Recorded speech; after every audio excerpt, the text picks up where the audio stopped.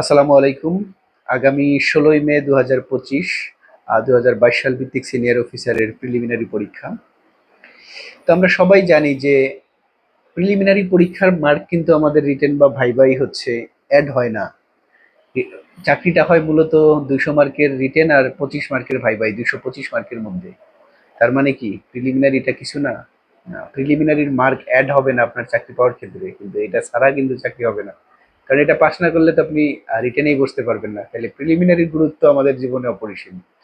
এই preliminary pass করার জন্য আবার সবচেয়ে বেশি কম্পিটিশন কিন্তু হয় আপনার প্রিলিমিনারিতেই। আপনি যে কোনো পরীক্ষায় দেখবেন যে সবচেয়ে বেশি বাদ পড়ে যায় কোথায়? দেখবেন সবচেয়ে বেশি বাদ পড়ে যায় প্রিলিমিনারি। আপনি বিসিএস এর দিকে যদি খেয়াল করেন দেখবেন ৪ লাখ পরীক্ষার্থী পরীক্ষা দেয়, প্রিলি থেকে রিটেনের জন্য ডাক পায় ১০,০০০, ১০-১২,০০০। তারপর সেখান থেকে দেখবেন আবার ম্যাক্সিমামই কিন্তু রিটেনে পাস করে, কারণ 45% মার্কস পেলে পাস।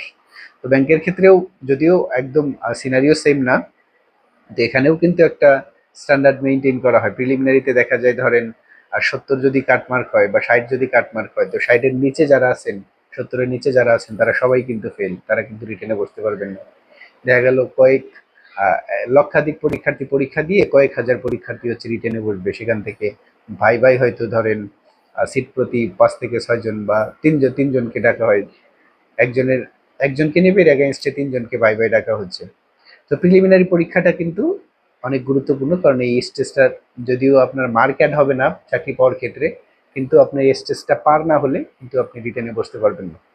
তো প্রিলিমিনারি পরীক্ষায় ১০০ মার্কে হয়। Bangla ২৫, English ২৫, math ২০, GK ২০, ICT ১০। তো প্রত্যেকটা বিষয়ের আমাদের হচ্ছে, আমরা যারা প্রস্তুতি নিয়ে ফেলছি অলরেডি, এই ১৫ দিনে আমাদের কাজ হচ্ছে যে বিষয়গুলো ভালোভাবে রিভিশন দেওয়া।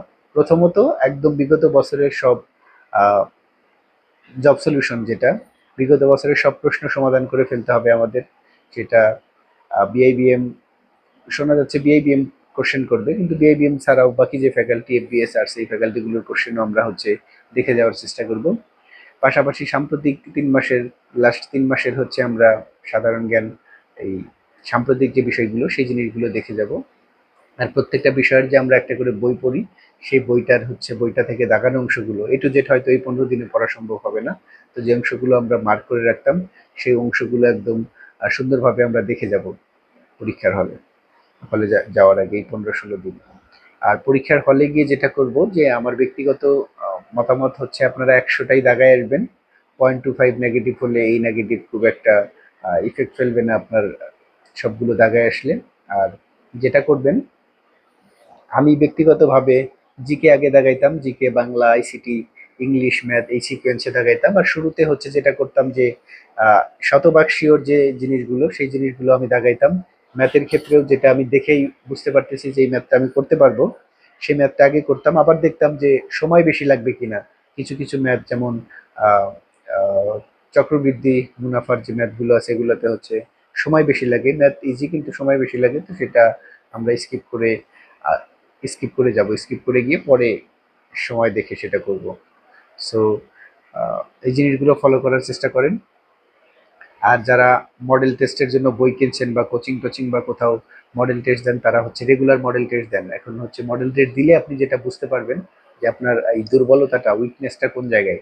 সেই দুর্বল জায়গাটাতে আপনার ফোকাস করতে হবে। ধরেন আপনি মোটামুটি সব সাবজেক্টে ভালো মার্কস পাচ্ছেন, আইসিটি ১০-এর মধ্যে আপনি ১ পাচ্ছেন, ২ পাচ্ছেন, তো আপনার বুঝতে হবে আইসিটিতে আপনার গাবলা আছে। তাহলে আইসিটির জন্য আইসিটি যে বইটা আপনি পড়ছেন সেটা একবার রিভিশন দেন, লাগানো অংশগুলো সুন্দরভাবে রিভিশন দেন, দিয়ে পরীক্ষা দেন। আবার দেখা যাচ্ছে যে আপনি আহ, যে পার্টিকুলার টাইম ১ ঘন্টার মধ্যে আপনি শেষ করতে পারতেছেন না, তখন আপনার বুঝতে হবে যে, তো শেষ করতে না পারার মেইন রিজনই থাকে কিন্তু ম্যাথ, যে ম্যাথগুলো আপনি নির্দিষ্ট সময়ের মধ্যে করে শেষ করতে পারেন না।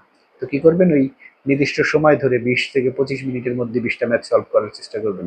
মানে এরকম ঘড়ি ধরে ধরে রেগুলার ম্যাথ প্র্যাকটিস করবেন, তাইলে হচ্ছে দেখবেন পরীক্ষার হলেও আপনি হচ্ছে এই নির্দিষ্ট সময়ের মধ্যেই হচ্ছে ম্যাথ সলভ করতে পারবেন। আর ওভারঅল আবার বলি যে জব সলিউশন সলভ করেন, ২-৩ মাসের সাম্প্রতিক বিষয়গুলো দেখেন, বিগত বছরের সব প্রশ্ন সলভ করেন। আর বিষয়ভিত্তিক যে বইটা আপনারা পড়েন সেই বইগুলো থেকে হচ্ছে আপনার দাগানো অংশগুলো পড়েন, যে জিনিসগুলো আপনি পড়ার সময় কঠিন লাগতো। আর রিটেন আপাতত পড়ার দরকার নেই, আমার মনে হয় আপনি ৪৬ বিসিএস রিটেন প্রার্থী হন। আর যারা ব্যাংকের প্রিলি রিটেন একসাথে পড়েন, তাদের জন্য রিটেন আই থিঙ্ক এখন দরকার নাই। এই 15-16 দিনে আপনারা জাস্ট প্রিলিটাকে ফোকাস করে পড়াশোনা করেন, আর শুভকামনা, ইনশাল্লাহ পাশ করবেন। আর রিটেনের আগে যেহেতু মাসখানেক সময় পাবেন, তো তখন হচ্ছে রিটেন পার্টটা কভার করতে পারবেন। তো এই ছিল আজকের ভিডিও। ধন্যবাদ সবাইকে।